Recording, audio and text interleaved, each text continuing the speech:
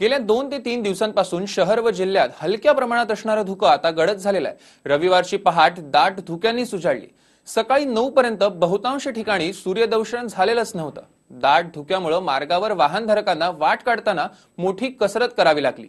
थंडीचा कडाका असाच कायम राहणार असल्याचं हवामान खात्यानं म्हटलेलं आहे। या धुक्याचा आढावा घेतलाय आमच्या प्रतिनिधींनी। मी सध्या उभे आहे पुणे बेंगलोर महामार्गावरती कोल्हापूर नजीक। मात्र कोल्हापूर मध्ये असून देखील या ठिकाणी अशा पद्धतीचं धुकं आहे ते आपल्याला पाहायला मिळत आहे। प्रत्येक गाडी आहे ती या ठिकाणी त्यांचे हेडलाईट लावून येत आहेत। प्रचंड धुकं आहे ते या महामार्गावरती आपल्याला पाहायला मिळत आहे। एखाद्या थंड प्रदेशामध्ये आपण आहोत की काय असा भास या ठिकाणी व्हायला सुरुवात झालेली आहे। धुकं अक्षरशः समोरचे एक 10 फुटाच्या समोरचं देखील या ठिकाणी आपल्याला दिसत नाही। अशा पद्धतीचं वातावरण आहे ते निर्माण झालेलं आहे। त्यामुळे ज्या गाड्या आहेत या एक्सप्रेसवेवरून जाणाऱ्या गाड्या या सगळ्या गाड्यांना हेडलाईट लावून जावं लागत आहे। अतिशय धुकं म्हणजे आता झाडावरती आपण बघू शकतो की हे झाड खूप जवळ आहे, मात्र तरी सुद्धा या ठिकाणी ते झाड आहे ते दिसू शकत नाही।